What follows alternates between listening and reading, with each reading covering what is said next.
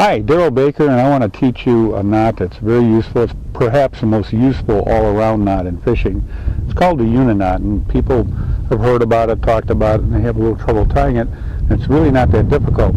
Something that's very useful, in my hand I have a rod that is filled with a super line and then a fluorocarbon leader, and we use back-to-back uni-knots to join the two because they're two different diameters, two different lines. So for purposes of demonstration, I'm going to use a little thicker line so you can actually see it on the camera. And the uni-knot is really not hard to tie at all.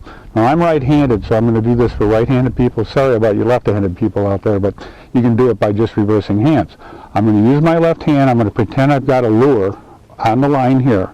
In other words, I threaded the lure on, and I'm going to take my thumb and my index finger of my left hand, pinch it right here. The lure is hanging here, and I'm going to take the tag end, turn it up, and pinch that also with my left hand, index finger and thumb. And then I'm going to take the tag end and turn it 4 or 5 times through here. Now years ago they used to use this knot to hang people, and they'd put 7, 11 or 13 loops on it, and that's where those numbers became either lucky or unlucky. We don't need that many to catch a fish.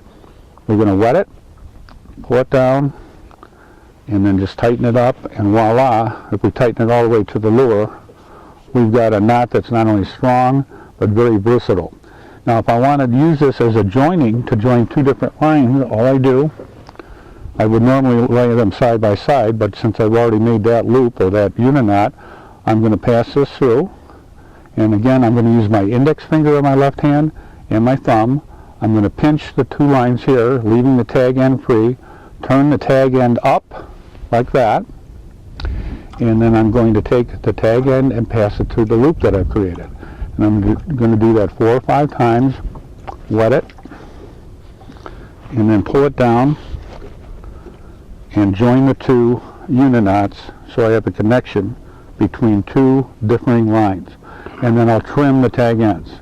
Very useful knot. Try it. It's an important knot to have in your fishing arsenal.